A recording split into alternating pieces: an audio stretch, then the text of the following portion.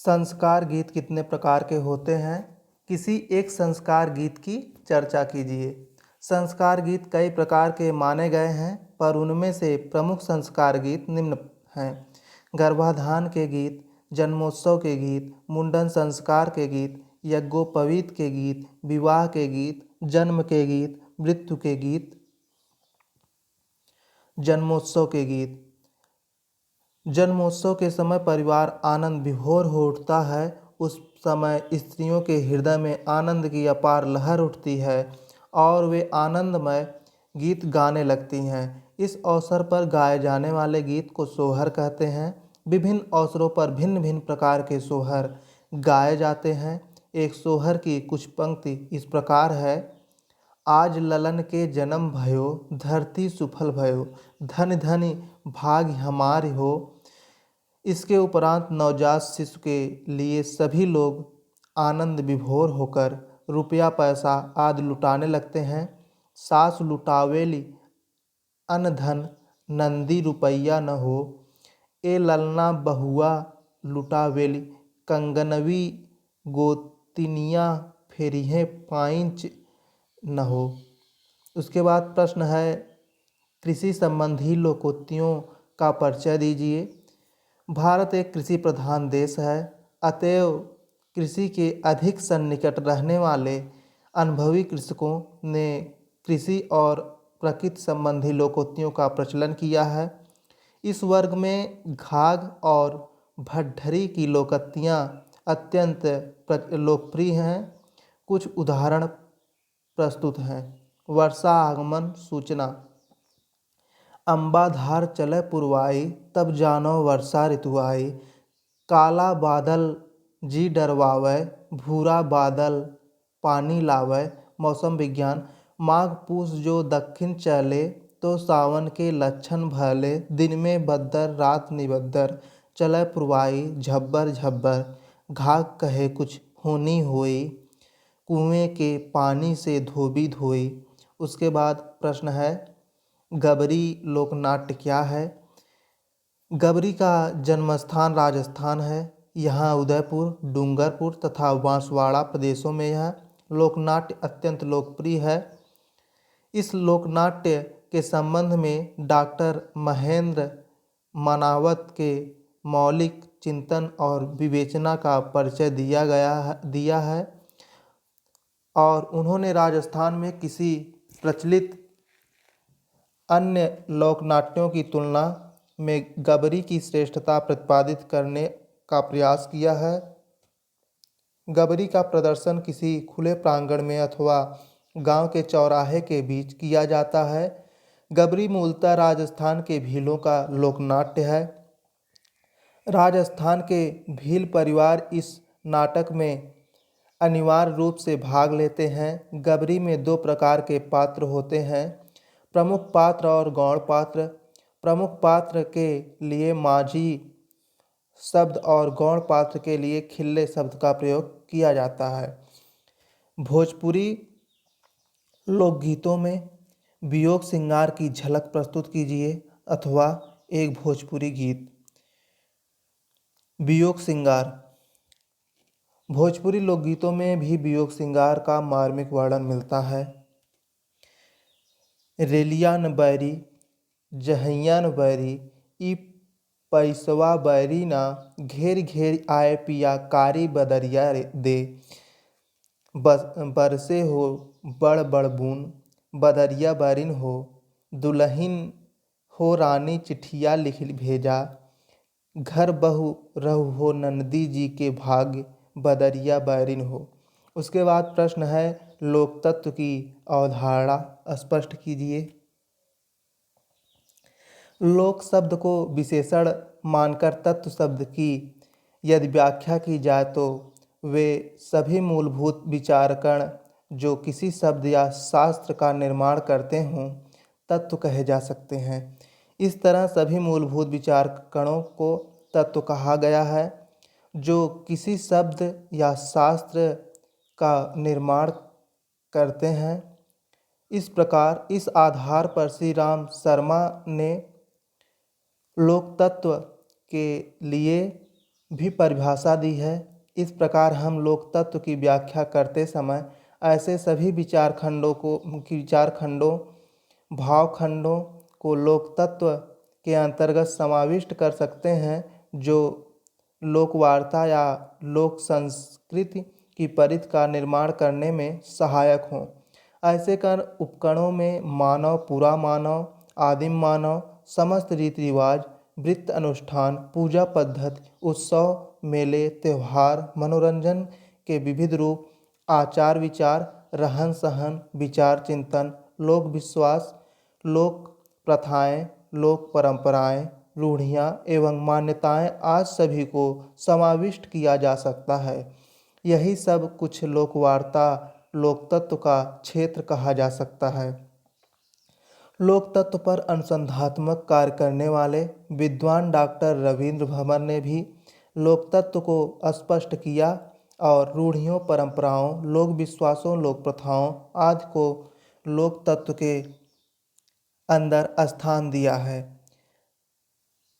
अब हमें यह देखना है कि हमारे पूर्वज साहित्यकारों ने अपने अपने साहित्यों में लोक तत्वों को कितना और किस रूप में स्थान दिया है।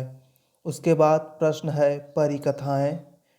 परिकथा की अवधारणा स्पष्ट कीजिए अथवा लोक कथाओं में परिकथा का विशेष स्थान है, इस कथन की विवेचना कीजिए। उत्तर परिकथाएं।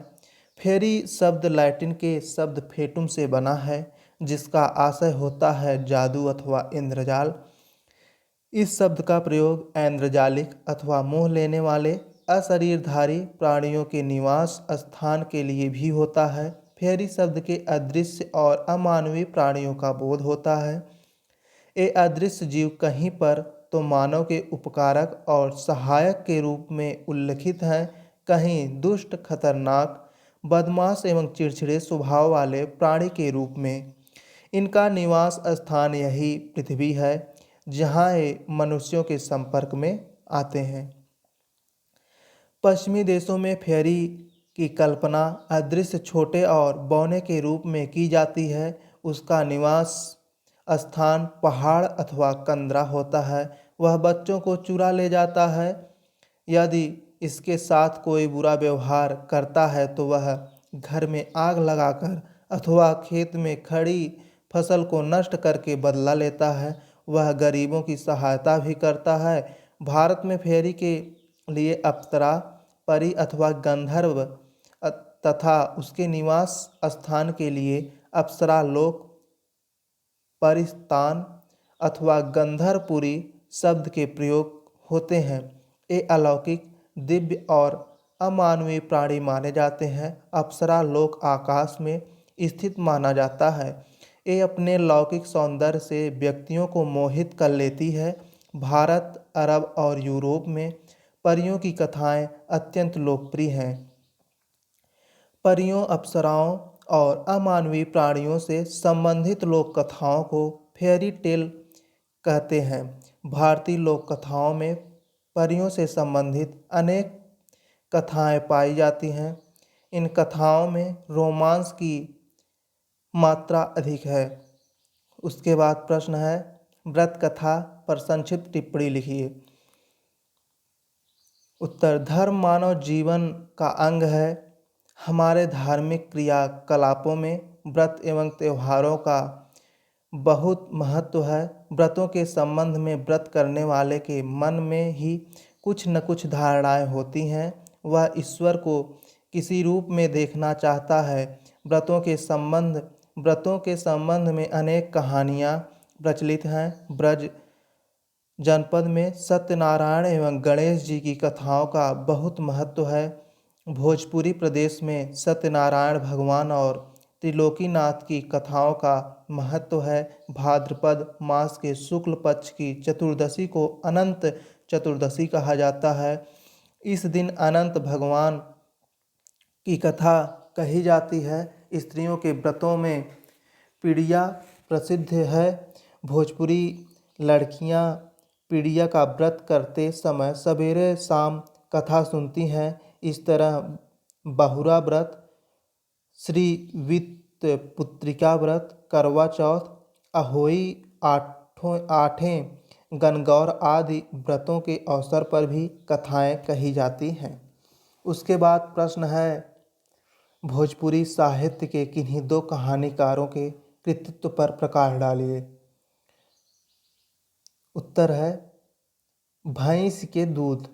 भैंस के दूध मुक्तेश्वर तिवारी की प्रसिद्ध कहानी है। भैंस के दूध एक नीतिपरक इतिवृत्त से प्रारंभ होती हुई कहानी है जो एक परिणाम पर जाकर समाप्त होती है। इस बीच कहानी का तनाव धीरे धीरे सघन होता जाता है। कहानी के कथानक दूबर का कर्ज लेकर भैंस खरीदना तथा यह सपना पालना कि उसका टूअर और पेट पोछना लड़का भीम दूध पीकर भीम बनेगा, उस समय धराशायी हो जाता है जब भैंस के दूध को लेकर परिवार में कलह बढ़ जाती है और कर्ज न भर पाने के कारण उसकी भैंस को महाजन हाँक ले जाता है। मछली। मछली रामेश्वर सिंह काश्यप की प्रसिद्ध कहानी है। मछली कहानी में सौतेली माँ के दुर्व्यवहार से कष्ट भोगती एक युवा लड़की के मनोविज्ञान का, उसकी मानसिक शारीरिक जरूरतों का वर्णन अत्यंत ही कलात्मक के साथ प्रस्तुत किया गया है। आर्थिक परिस्थितियों की परिवार के सदस्यों के व्यक्तित्व निर्माण में जो महत्वपूर्ण भूमिका होती है, यह कहानी उसे अत्यंत संजीदगी के साथ उभारती है। संवेदना और सांकेतिक कलात्मकता दोनों ही दृष्टियों से यह एक सशक्त कहानी है। इस कहानी के संदर्भ में डॉक्टर विवेकी राय ने ठीक ही टिप्पणी की है। संश्लिष्ट बुनावट वाली और प्रारंभ, विकास, चरम बिंदु, उतार और अंत सहित अर्थात स्पष्ट रूप से पंच तत्व से भरी पूरी कहानियों में हमको सबसे सफल और प्रभावशाली कहानी रामेश्वर सिंह काश्यप की मछली मालूम पड़ती है। भोजपुरी पहेलियों का सांस्कृतिक मूल्यांकन अथवा पहेलियाँ। भोजपुरी प्रदेश में विवाह के समय जब वर वैवाहिक विधि से उपरांत कोहबर में प्रवेश करता है, तब घर की स्त्रियां उससे पहेली पूछती हैं, जिसे छेका कहते हैं। इन पहेलियों का उत्तर देने के उपरांत ही वर कोहबर में प्रवेश कर सकता है, अन्यथा नहीं। मनोरंजन और वर की बुद्धि परीक्षा के लिए ही इस प्रथा का आयोजन किया जाता है। लोक साहित्य की भूमिका डॉक्टर कृष्णदेव उपाध्याय। उसके बाद डॉक्टर कृष्णदेव उपाध्याय की पहेली परिभाषा देते हुए कहते हैं, मानव प्रवृत्ति रहस्यात्मक है। मनुष्य जब यह चाहता है कि उसके कथन को सर्वसाधारण लोग न समझ सकें, तब वह ऐसी भाषा का प्रयोग करता है जो जनसामान्य के लिए बोधगम्य नहीं होती। वही पहेली का रूप धारण कर लेती है, अर्थात मानव के भावाभिव्यक्त की गोपनीय प्रवृत्ति ही पहेलियों की उत्पत्ति का कारण है। संस्कृत के आचार्यों ने पहेली के इस गोपनीय तत्वों को भली भांति समझा था। विदग्ध मुखमंडन ग्रंथ के रचयिता ने इस तथ्य को उद्घाटित करते हुए स्पष्ट ही लिखा है, किसी वस्तु के वास्तविक अर्थ के गोपन छिपाने के लिए जहाँ किसी अन्य अर्थ को प्रकट किया जाए, उसे प्रहेलिका कहते हैं। उसके बाद प्रश्न है, लोक नाटक को परिभाषित करते हुए इसके प्रमुख तत्वों का विश्लेषण आवश्यक उदाहरण सहित कीजिए, अथवा भोजपुरी लोकनाट्य। उत्तर, भोजपुरी लोकनाट्य। लोक नाटकों से हमारा अभिप्राय उन नाटकों से है जिनके अभिनय के लिए किसी प्रकार के रंगमंच की तैयारी नहीं करनी पड़ती। लोक नाटकों में संगीत की प्रधानता होने के साथ साथ हमें जनजीवन तथा लोक समाज के हर्ष एवं उल्लास की उचित अभिव्यक्ति के रूप में तीन तत्व प्राप्त होते हैं। पहला नृत्य, दूसरा संगीत तथा तीसरा अभिनय। भिन्न भिन्न विद्वानों ने लोक नाटकों की परिभाषा तथा उसकी विशेषताओं के संबंध में भिन्न भिन्न विचार प्रकट किए हैं, जो इस प्रकार हैं। पहला, संसार के प्रायः सभी देश के नाटकों के आदि रूप का उदय किसी न किसी धार्मिक भावना अथवा चेतना के फलस्वरूप हुआ है। वीर पूजा की भावना या धार्मिक आदेश जो कि प्रायः प्राणिमात्र के हृदय में किसी न किसी अंश में निहित रहता है, धीरे धीरे नाटक का रूप धारण कर लेता है। यद्यपि अपने आदि रूप में यह नाटक बड़ा ही साधारण और अपरिमार्जित होता है। दूसरा, लोक नाटक लोकरंजन का आडंबरहीन साधन है, जो नागरिकों के मंच से अपेक्षाकृत निम्न स्तर पर विशाल जन्म के हर्षोल्लास से संबंधित है। ग्रामीण जनता में इसकी परंपरा युगों से चली आ रही है। चूँकि लोक में ग्रामीण एवं नागरिक जन सम्मिलित हैं, अतः लोकनाट्य एक मिले जुले समाज का मंच है। परिष्कृत रुचि के लोक के लिए नाटकों का विधान है और उसकी आधारभूमि यही लोकनाट्य है। तीसरा, लोक नाटक सामूहिक आवश्यकताओं और प्रेरणाओं के कारण निर्मित होने से लोक कथाओं, लोक विश्वासों और लोक तत्वों को समेटे चलता है और जीवन का प्रतिनिधित्व करता है। उसके बाद प्रश्न है, लोक विश्वास और लोकानुभव में क्या अंतर है? उत्तर, लोक विश्वास और लोकानुभव। लोकमानस में लोक विश्वास एवं लोकानुभव शिष्ट साहित्य की अमूल निधि है। अंतर इतना ही है कि ये सारे तत्व शिष्ट साहित्य में परिष्कार एवं नई व्याख्या के साथ प्रस्तुत किए जाते हैं। सूरदास की यशोदा कृष्ण के गले में कठुला पहनाती है, डिठौना लगाती है। यह सब इसलिए करती है कि कृष्ण को किसी की कुदृष्टि न लग जाए। लोक मानस में यह विश्वास है कि बच्चों को नज़र से बचाने के लिए यह अमोघ उपाय है। आधुनिक साहित्य में भी अपशगुन, भाग्यवाद, नियतिवाद सरलतापूर्वक देखे जा सकते हैं।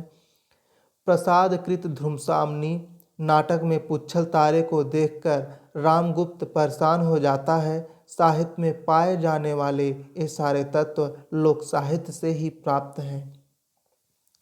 उसके बाद प्रश्न है, सिनेमा और भोजपुरी। भोजपुरी साहित्य अत्यंत समृद्ध है। साहित्य की कोई भी विधा भोजपुरी साहित्य से अछूती नहीं है। सैकड़ों भोजपुरी फिल्में भारतीय जनमानस का मनोरंजन कर चुकी हैं। भोजपुरी फिल्में दर्शकों में अत्यंत प्रशंसनीय एवं सराहनीय हैं। हिंदी फिल्मों की अपेक्षा भोजपुरी फिल्में अधिक सफल हो रही हैं।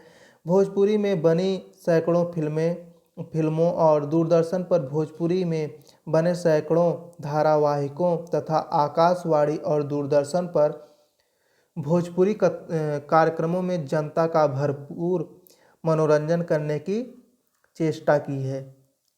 उसके बाद प्रश्न है, मुहावरे।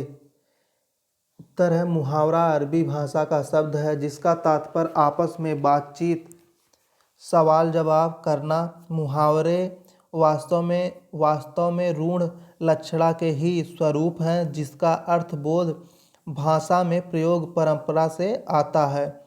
कथन की भंगिमा का प्रयोग जब भाषा में अधिक होने लगता है, तब वह लाक्षणिक अर्थरूढ़ सा हो जाता है। लक्ष्यार्थ होकर भी वह अभिधेयार्थ के समान शीघ्र ही समझ में आ जाता है। डॉक्टर मुक्तेश्वर तिवारी बेसुध भोजपुरी लोकोक्तियों और मुहावरों का प्रयोग सभी भाषाओं में प्राचीन काल से ही होता चला आ रहा है। मनुष्य अपने कथ्य को कम से कम शब्दों में प्रभावशाली ढंग से कहने के लिए ही मुहावरों का प्रयोग करता है। हरिऔध जी ने मुहावरों के दो रूप बताए हैं। एक को रोज़मर्रा या बोलचाल कह सकते हैं। और दूसरा मुख्य मुहावरा, जो किसी वाक्य के सांकेतिक अथवा वास्तविक अर्थ को स्पष्ट करते हैं। वे लिखते हैं, किसी क्रिया में स्वतः मुहावरा के रूप में गृहीत होने की शक्ति नहीं है जब वह किसी विशेष संज्ञा के साथ मिलकर वाक्य में परिणित होती है अथवा अपना साधारण अर्थ छोड़कर विशेष अर्थ देती है, तभी उसकी मुहावरा संज्ञा होती है। ऐसी अवस्था में वाक्य की ही प्रधानता हुई है। ये मुहावरे वाक्य में प्रयुक्त होने पर ही अपना अर्थ प्रकट करते हैं, स्वतंत्र होने पर अर्थ प्रकट नहीं कर पाते। जब शब्द परिवर्तन कर देने पर भी इनका अर्थ प्रकट नहीं हो पाता है। मुहावरों के प्रयोग से भाषा में प्रभावोत्पादकता, सरसता तथा चमत्कार बढ़ जाता है। परंपरागत मुहावरों के साथ साथ नए मुहावरे भी गढ़े जा रहे हैं। उसके बाद प्रश्न है, लोरिकायन पर संक्षिप्त टिप्पणी लिखिए अथवा लोरिकी। उत्तर है, सूर्य की तरफ ध्यान मग्न होने के कारण एक अविवाहित ब्राह्मण युवती को सूर्य के तेज से 2 पुत्र पैदा हुए। लोक लाज के कारण उसने दोनों को गांव से दूर दूसरे स्थान पर फेंक दिया। इस लोक गाथा के अनुसार यह स्थान बलिया जनपद से 5 मील उत्तर है। बाद में इसका नाम गौरा पड़ा। गौरा गांव की बुढ़ खोइलन नाम की ग्वालिन और उसी गांव के निकटवर्ती दूसरे गांव की पिपरी की एक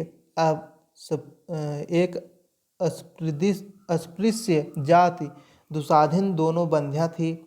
बुढ़ खोइलनी ने बच्चों का पालन पोषण किया, जिसका नाम संवरू रखा गया, तथा दुसाधिन ने दूसरे बच्चों का पालन पोषण किया और उसका नाम सुवचन रखा।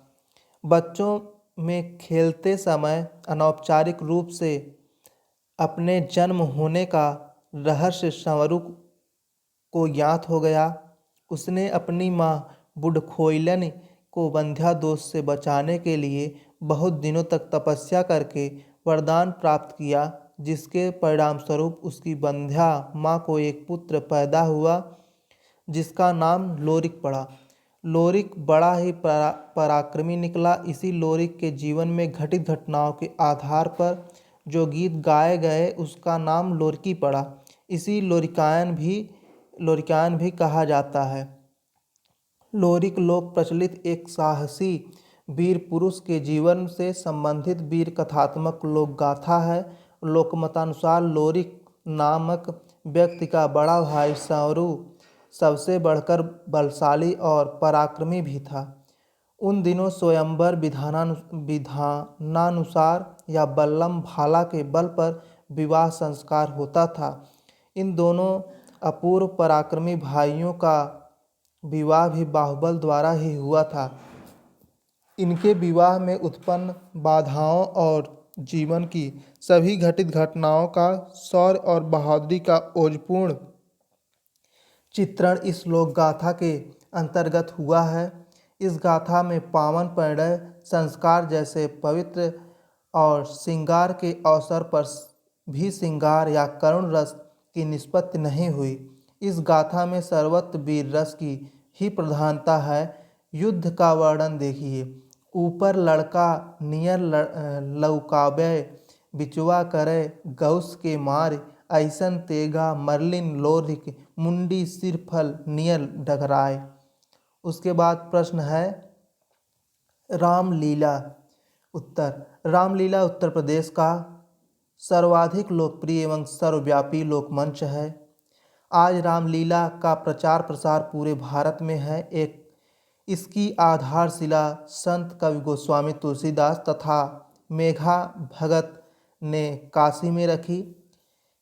इसमें भगवान राम की जीवन चरित्र प्रस्तुत किया गया है। इसमें लीला शब्द राम लीला की देन है। रासलीला के ही अनुकरण पर रामलीला का प्रचार हुआ तो कोई आश्चर्य की बात नहीं, रासलीला और रामलीला में बहुत कुछ समानता पाई जाती है। दोनों के मुख्य मुक्तकाशी होते हैं।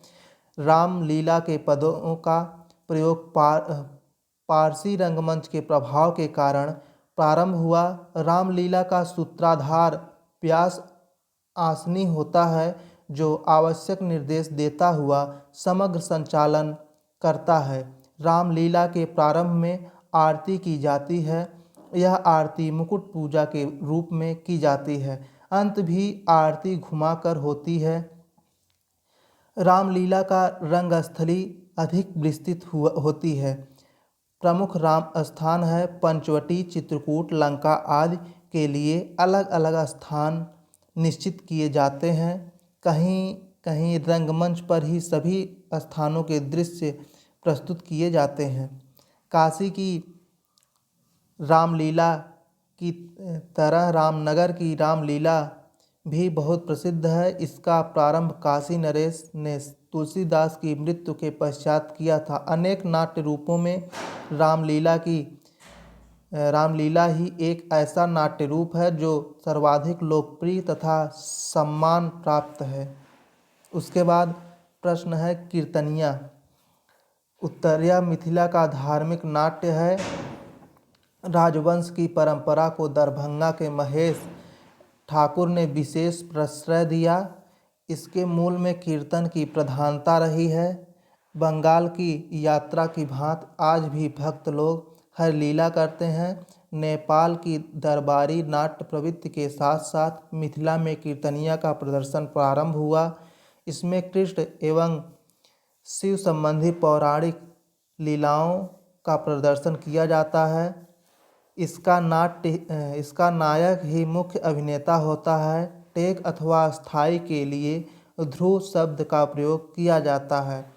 गीतों की प्रारंभिक पंक्तियाँ ध्रुव कहलाती हैं। शेष टेक। मालवा के माच की तरह इसमें भी प्रारंभ में कलाकारों का परिचय दिया जाता है। उसके बाद प्रश्न है नल दमयंती ढोला। ब्रज प्रदेश में नल दमयंती की लोक गाथा अनेक नामों से प्रचलित है। कहीं इसे ढोला कहा गया है तो कहीं इसे नल पुराण की संज्ञा दी गई है। नल दमयंती की कथा का उत्तर भाग वस्तुतः ढोला मारू की कथा है, जो मूलतः राजस्थान में प्रचलित थी। ब्रज प्रदेश में गाया जाने वाला ढोला एक विस्तृत लोक गाथा है, जिसमें नल दमयंती के कथानक के साथ साथ ढोला मारू की कथा भी सम्मिलित है। नल दमयंती नामक इस लोक गाथा का कथासार इस प्रकार है।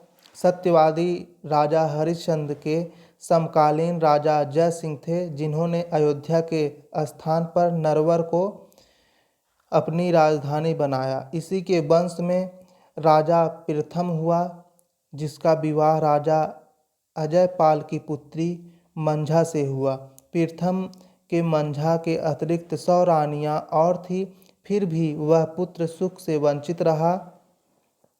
पुत्र की कामना से उसने एक यज्ञ किया। परिणामतः रानी मंझा गर्भवती हुई, किंतु अन्य रानियों ने कुल पुरोहित के साथ मिलकर मंझा को मरवा देने का षड्यंत्र किया।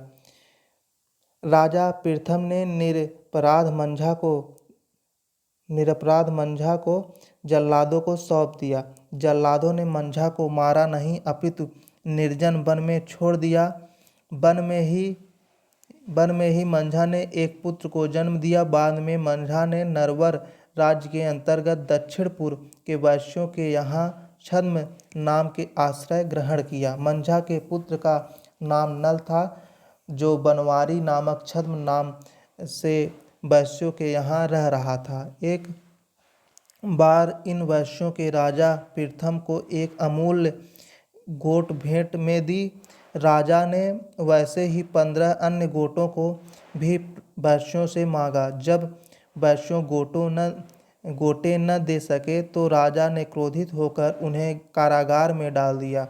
मंझा ने पुत्र बनवारी नल ने 6 मास में गोटे उपलब्ध करा देने का वचन देकर वैश्यों को मुक्त कराया। तत्पश्चात वह एक जहाज पर सवार होकर अपने मामा वैश्यों के साथ गोटों की तलाश में चल पड़ा। जहाज उसी निर्जन द्वीप पर जा पहुंचा जहां पहली गोट प्राप्त हुई। उसके बाद प्रश्न है रासलीला। उत्तर, रासलीला ब्रज का सुप्रसिद्ध लोकनाट्य है। इसमें रास रचैया श्री कृष्ण के जीवन से संबंधित प्रसंगों को पेश किया जाता है। श्रीमद् भागवत में यह कथा उल्लेखनीय है जिसमें राधा एवं अन्य गोपियों में अहंकार और अभिमान उत्पन्न होने के कारण कृष्ण अंतर्ध्यान हो गए। उन्हें स्मरण करने और उनकी लीलाएं करने से वे पुनः प्रकट हुए। उससे कहा जाता है कि रासलीला की उत्पत्ति वियोग श्रृंगार से हुई। फिर भी यह निर्विवाद है कि भागवत धर्म के प्रचार प्रसार से रासलीला को बहुत आगे बढ़ने में योगदान मिला।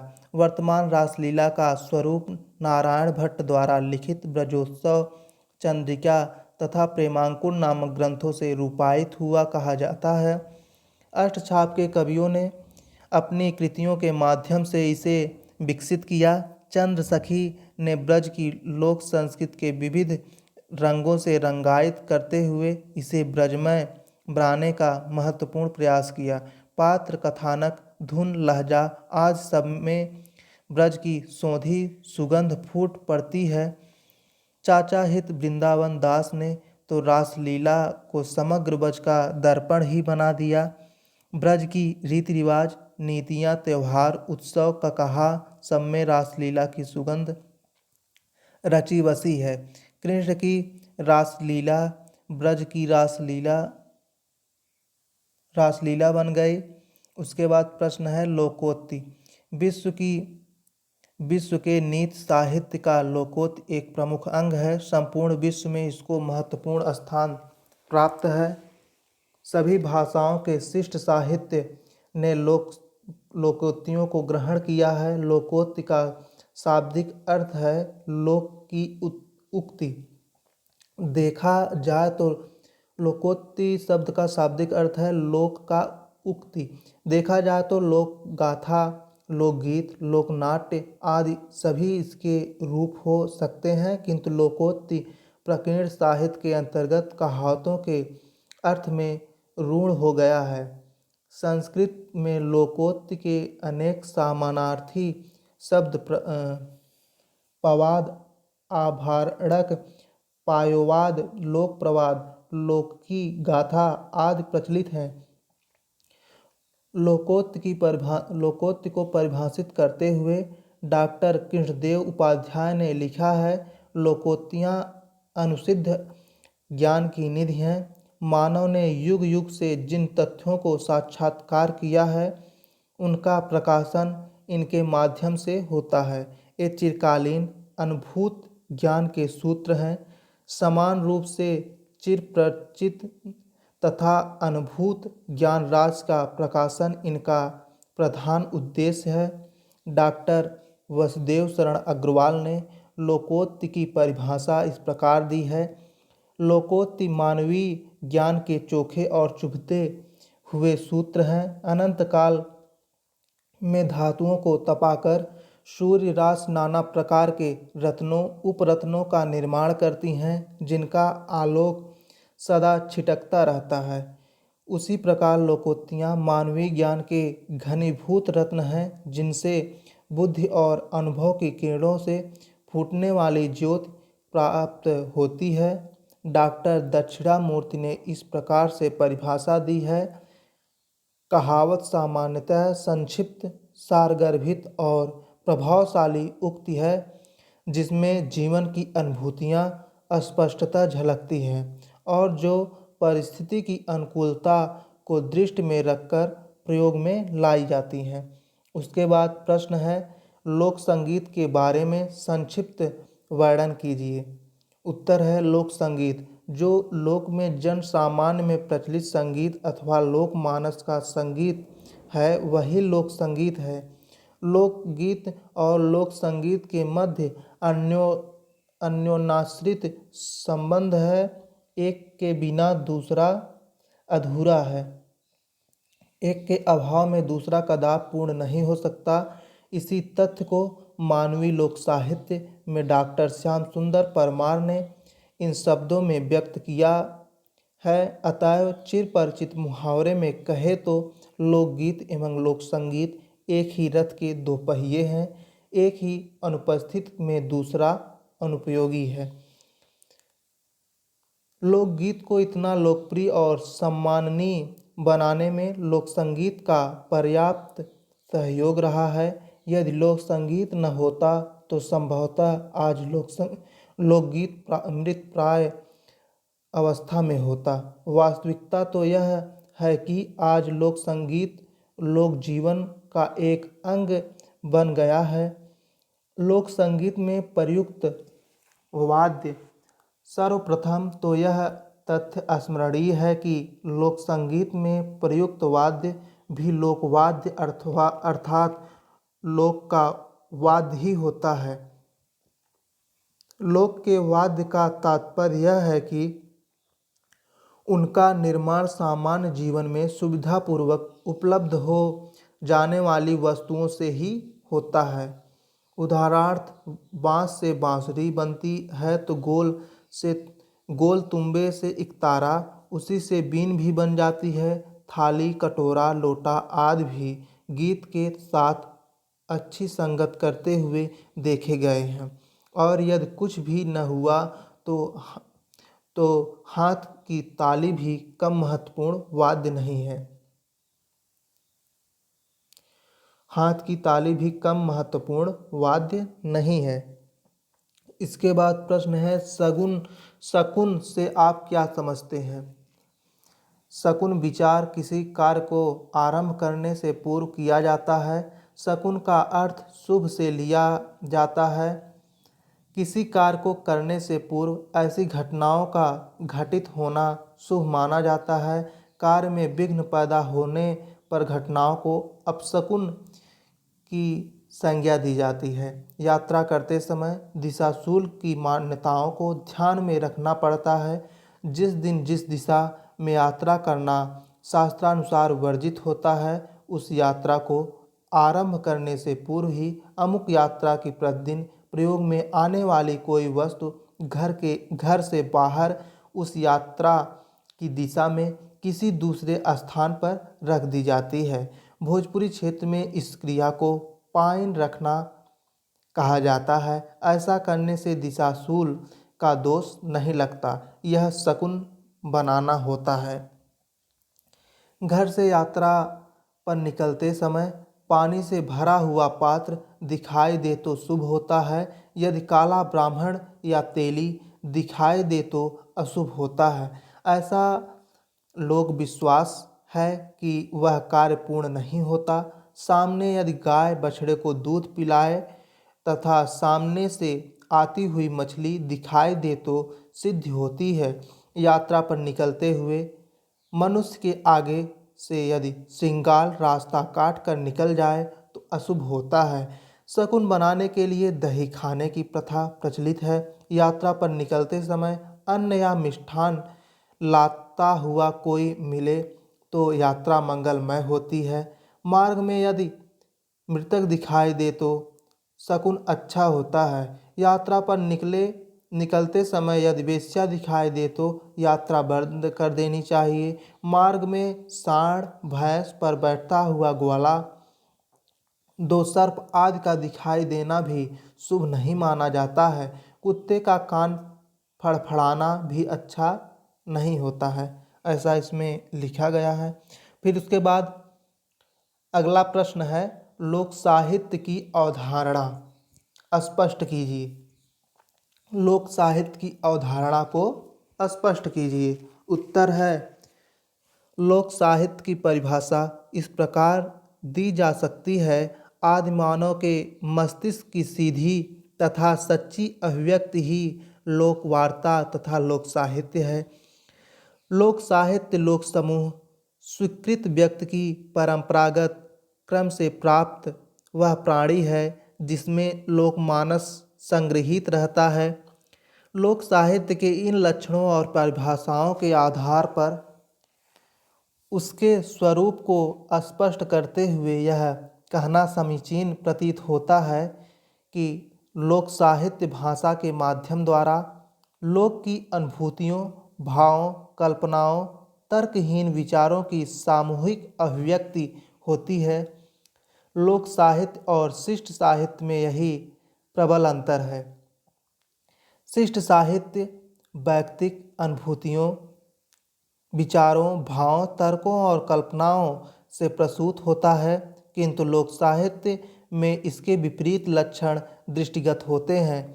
इन दोनों को उत्पन्न करने वाले मानसों में भी पर्याप्त अंतर होता है, जो दोनों ही प्रकार के साहित्यकारों के द्वारा चाहते हुए भी तिरोहित नहीं किए जा सकते हैं।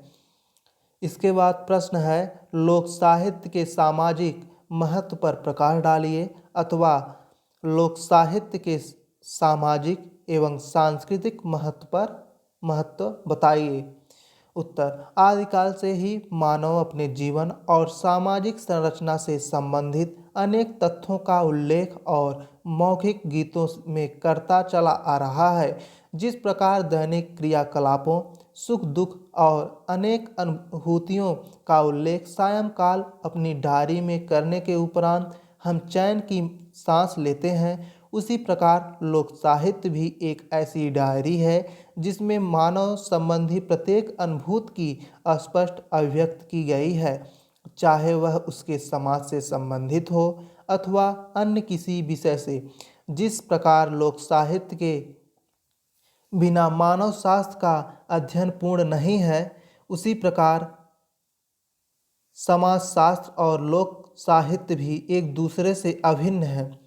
वस्तुतः मानव शास्त्र और समाज शास्त्र दोनों ही जुड़वा भाई की भांति हैं। मानव शास्त्र समाज की भूतकालीन सभ्यता और संस्कृति के उद्घाटन में तत्पर है, तो समाज शास्त्र समाज के वर्तमान ढांचे का विश्लेषण करता है। लोक साहित्य दोनों के अध्ययन का अंग बन जाता है।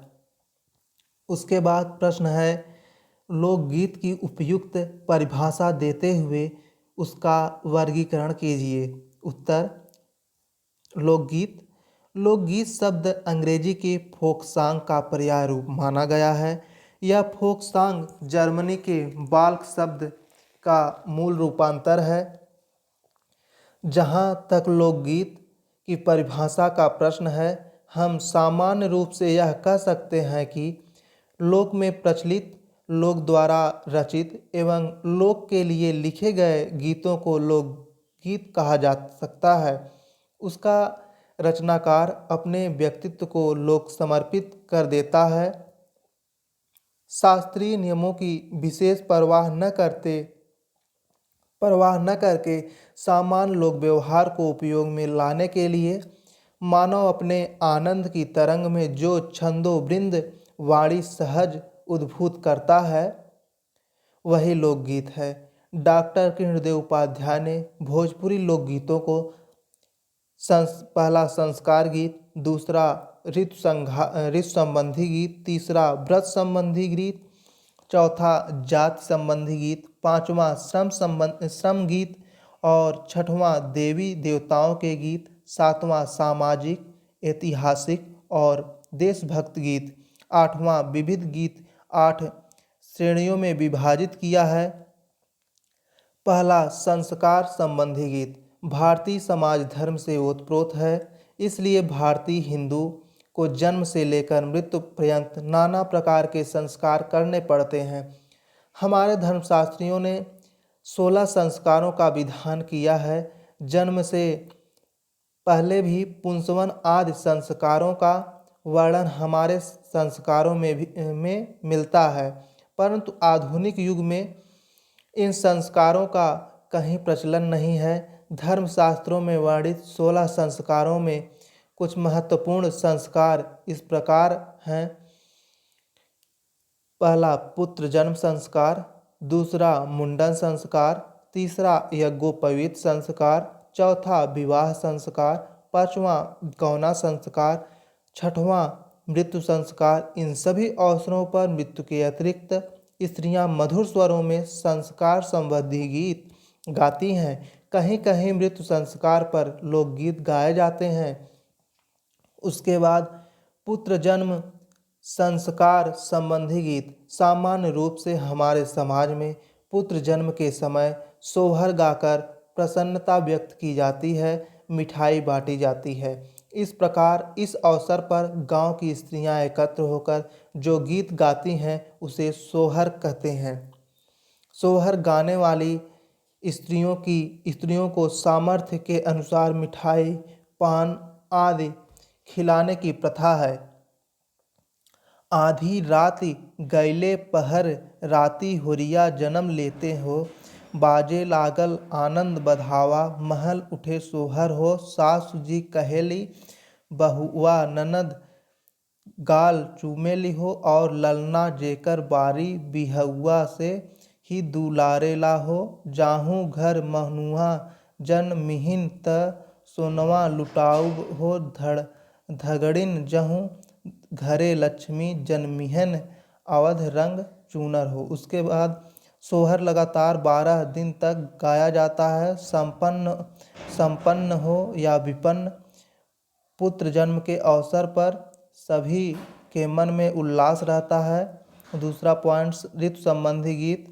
भारत संसार का एक ऐसा भूभाग है जहाँ विभिन्न ऋतुएं अपने सम्मोहन रूप में भारतवासियों के मन को आंदोलित करती हैं और अपने हृदय के उद्गार को वह संगीतमय वाणी देकर सहज भाव से लोक भाषा में अभिव्यक्त करती हैं। भारत में 6 ऋतुएं होती हैं तथा जाड़ा, गर्मी, बरसात 3 मौसम होते हैं। प्रत्येक ऋतु और मौसम में अलग अलग प्रकार के गीतों का प्रचलन है।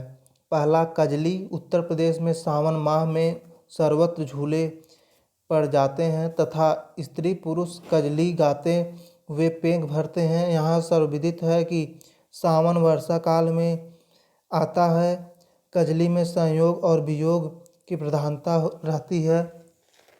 जिन स्त्रियों के परदेश में रहते हैं उनके वियोग व्यथा अत्यधिक तीव्र हो उठती है। फलस्वरूप अपनी वियोग व्यथा का वर्णन करते हुए वह कहती हैं, अरे रामा आयल सावन का महीना, कि हरि नहीं अइलन ए हरि। उसके बाद दूसरा पॉइंट है चैता। ख है चैता चैता। चैत माह में इस गीत के गाने की प्रथा है। फलस्वरूप इसका नाम चैता पड़ा। इसे भोजपुरी में घाटो भी कहते हैं। चैता का वर्ण विषय प्रेम होता है।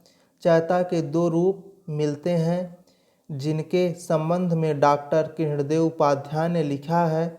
कृष्ण गीतों में जितने भी प्रकार हैं उनमें मधुरता, कोमलता और सरसता से चैता अपना सानी नहीं रखता। चैता 2 प्रकार का होता है, झलकुटिया तथा साधारण। झलकुटिया चैता उसे कहते हैं जो झाल कूटकर बजाकर समूह में गाया जाता है। साधारण चैता वह है जिसे कोई व्यक्ति विशेष गाता है। चैता में पति पत्नी के प्रेम प्रसंग, रूठने और मनाने, व्यंग बाण आदि के प्रसंग अधिक मिलते हैं। जैसे अहो रामा सूतल रहनी, पिया संग से जिया हो रामा, बाते बाते लागी गैले, पियुआ से ररिया हो रामा। उसके बाद होली। तीसरा पॉइंट है होली, फगुआ। होली हिंदुओं का एक प्रमुख त्यौहार है। इस त्यौहार के मनाने के पीछे पौराणिक कथा है। बसंत पंचमी के अवसर से ही होली पर गाए जाने वाले गीत लोक गायकों के कंठ से फूट निकलते हैं। राम कृष्ण उत्तर भारत में अवतारी पुरुष हैं, इसलिए वे यहाँ की लोक संस्कृति में समाये हुए हैं। इसलिए लोक गायक झूमकर गाता है, होरी खेलें रघुबीरा अवध में, होरी, केकरे हाथ कनक पिचकारी, केकरे हाथ अबीरा, राम के हाथ कनक पिचकारी, सीता के हाथ अबीरा, होली खेलें रघुबीरा, अवध में होरी। इसके बाद प्रश्न है, हिंदी लोक साहित्य के किन्हीं दो विद्वानों की साहित्य साधना पर प्रकाश डालिए, अथवा लोक साहित्य के अन्वेषक और विश्लेषक के रूप में राम नरेश त्रिपाठी अथवा कृष्णदेव उपाध्याय के योगदान को निरूपित कीजिए, अथवा भोजपुरी भाषा के प्रमुख कवियों का परिचय दीजिए। समकालीन भोजपुरी साहित्य और उसके प्रमुख कवियों का परिचय दीजिए। उत्तर है डॉक्टर कृष्णदेव उपाध्याय। डॉक्टर कृष्णदेव उपाध्याय का जन्म सन 1911 ईस्वी में उत्तर प्रदेश के बलिया जिले की वैरिया तहसील में सोनबरसा ग्राम में हुआ था। इन्हें विरासत में विद्या और पुस्तक के प्रति प्रेम और समर्पण की भावना मिली थी। इनकी माता मूर्ति देवी संतान वात्सला और ममतामयी थी और पिता एक वैष्णव साहित्यिक कथावाचक ब्राह्मण थे। इनके दोनों अग्रज डॉक्टर बलदेव उपाध्याय तथा डॉक्टर वसुदेव उपाध्याय संस्कृत वाङ्मय एवं इतिहास और भारतीय संस्कृत के मूर्धन्य विद्वान रहे हैं। इन्होंने प्रारंभिक शिक्षा सोनबरसा के प्राइमरी पाठशाला, माध्यमिक शिक्षा तत्कालीन वेस्टर्न हाई स्कूल अब लक्ष्मी राज देवी इंटर कॉलेज बलिया में और उच्च शिक्षा काशी हिंदू विश्वविद्यालय वाराणसी में प्राप्त की। इन्होंने हिंदी और संस्कृत में एमए किया। फिर लखनऊ विश्वविद्यालय से हिंदी में भोजपुरी साहित्य का अध्ययन शीर्षक विषय पर सन 1951 ईस्वी में पीएचडी की उपाधि प्राप्त की। इसके अलावा हिंदी साहित्य सम्मेलन प्रयाग में साहित्य रत्न की परीक्षा पास की। डॉक्टर उपाध्याय ने गवर्नमेंट ट्रेनिंग कॉलेज आगरा और Lucknow, government degree college Nainital और government post graduate college Gyanpur Varanasi के हिंदी विभाग में सहायक प्रोफेसर के पद पर लगभग 20 वर्ष तक पीईएस ग्रेड में अध्यापन का कार्य किया। सरकारी नौकरी से अवकाश प्राप्त के बाद सन 1969 ईस्वी में लाल बहादुर शास्त्री डिग्री कॉलेज मुगलसराय में प्रिंसिपल पद पर कार्य किया। इसके बाद सन 1971 ईस्वी से 1974 ईस्वी तक काशी हिंदू विश्वविद्यालय के हिंदी विभाग में यूजीसी के प्रोफेसर के रूप में शोध कार्य का निर्देशन किया। डॉक्टर उपाध्याय ने 3 बार यूरोप की लोक सांस्कृतिक यात्रा की है। सन 1965 ईस्वी में मार्बुर्ग पश्चिमी जर्मनी में आयोजित जर्मन लोक साहित्य सम्मेलन में एकाकी भारतीय प्रतिनिधि के रूप में सम्मिलित हुए थे। सन 1966 ईस्वी में पश्चिमी जर्मनी के मार्टिंगन विश्वविद्यालय के द्वारा भारतीय लोक संस्कृति पर व्याख्यान देने के लिए विजिटिंग प्रोफेसर के रूप में आमंत्रित थे। इसी समय उन्होंने यूरोप के फ्रांस, इंग्लैंड, स्विट्जरलैंड, हंगरी आदि देशों का परिभ्रमण किया तथा वहाँ के लोक साहित्य के विद्वानों से मुलाकात की थी। पंडित रामनरेश त्रिपाठी 4 मार्च 1889 ईस्वी में जन्मे पंडित रामनरेश त्रिपाठी की प्रारंभिक शिक्षा गांव के ही प्राइमरी स्कूल में हुई। बचपन से ही इन्हें कविता से प्रेम था।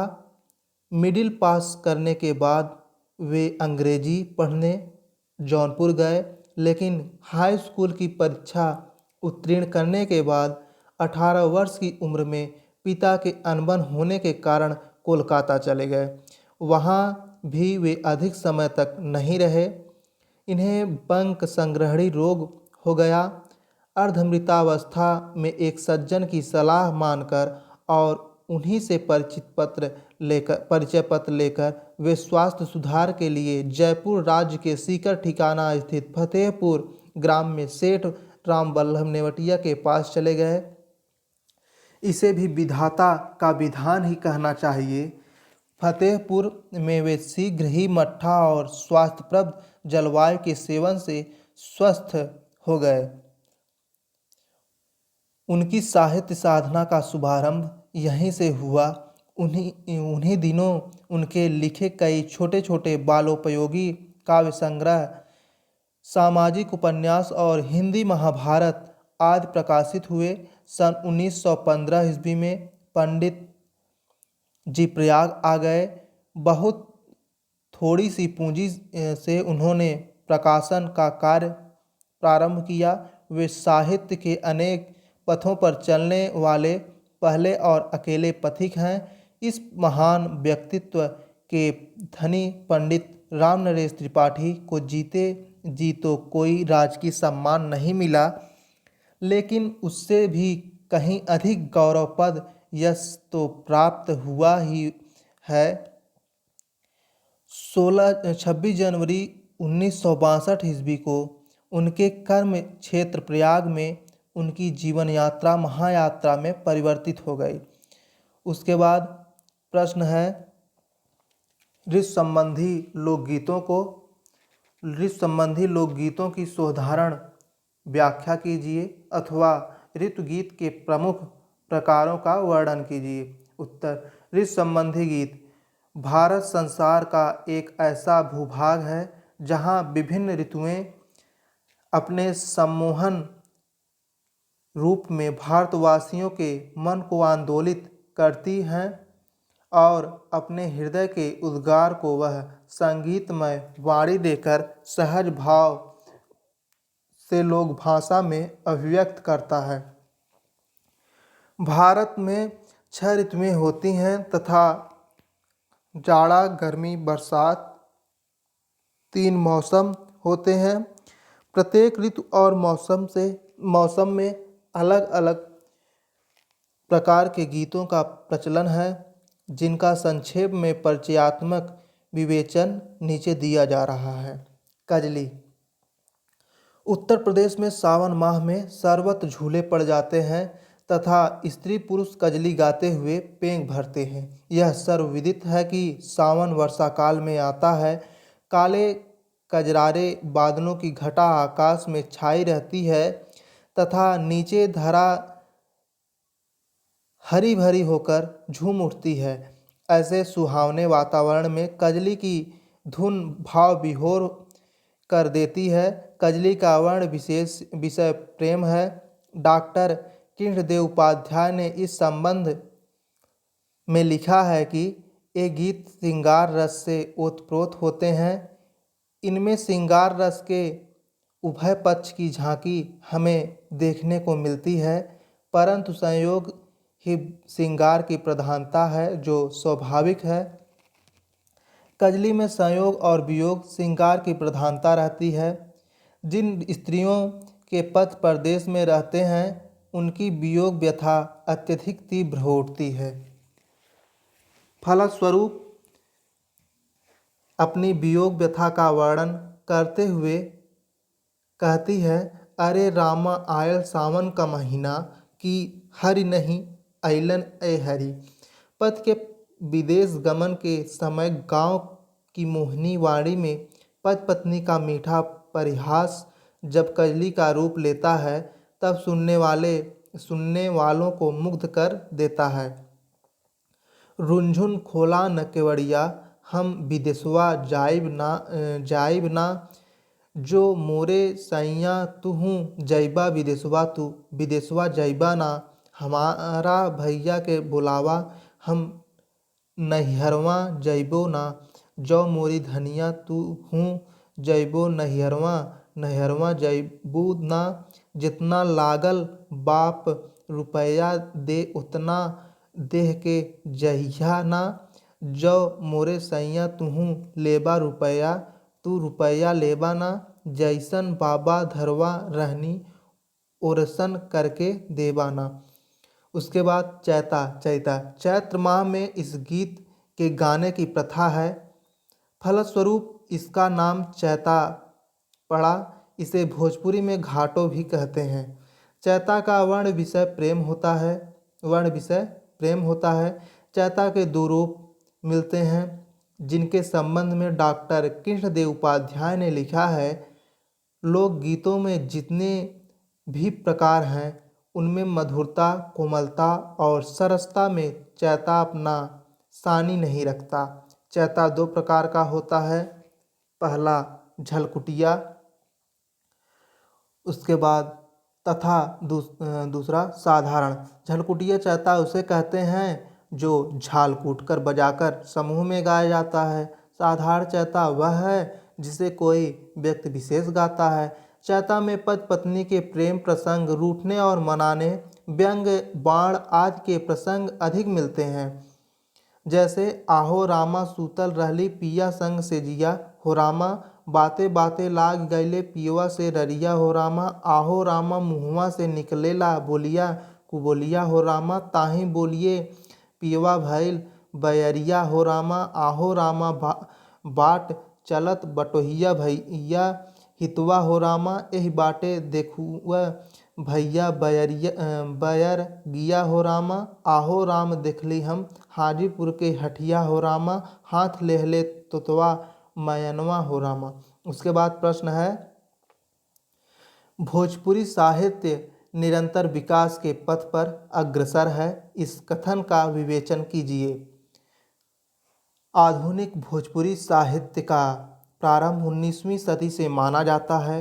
भारतेंदु युग जहाँ खड़ी बोली के नवयुग का द्वार खोलता है, वहीं भोजपुरी के